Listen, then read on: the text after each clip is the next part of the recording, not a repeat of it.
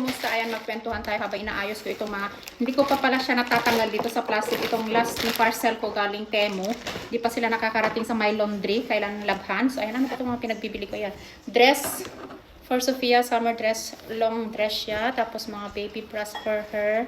Tapos, white na swimsuit. Sabi ko, hindi na ako magpapabudol ng swimsuit kay Temu. Pero ayan, akala naman ang hilig-hilig kong mag-swimsuit. Just in case lang naman. Tapos, red dress for me na may belt ata ito. Yun, may belt siya.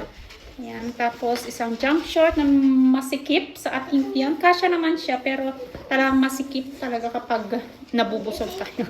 So, ipapamigay ko ito, jump short. White sweatshirt. Ayan. Pang biyahe-biyahe.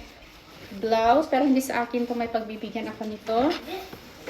Cover up. Pag nagdagat-dagat tayo. Ayan, ang ganda nito. Love na love ko yan. Tapos, t-shirt na puro kape para sa akin.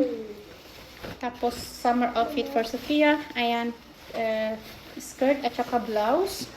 Tapos, ano pa ba? Tapos, ang mga ito ay, ito siya po ay metal ba? Hindi ka metal. Mga activities for kids. Ayan, connect the dot at ma-look and find yung magkaiba. Tapos, itong funny sleeping chest ang nakalagay. So, ayan. So, ito ay dadalhin ko para may gagawin yung mga bata sa aeroplano or sa airport. So yes guys, finally, thank you Lord, men då try siya yun.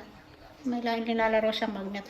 Finally guys, nakaka-uwi kami after almost 3 years. Thank you Lord. So yun. Pero last week talaga na-stress ako kasi naka-receive ng asawa ko ng email, na-cancel nga yung flight namin. Binigyan kami ng alternatives na i-refund namin.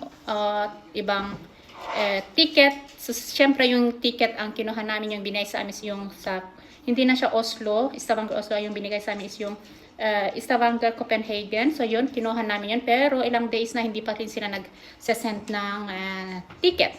So kahapon nga, tumawag na yung asawa ko.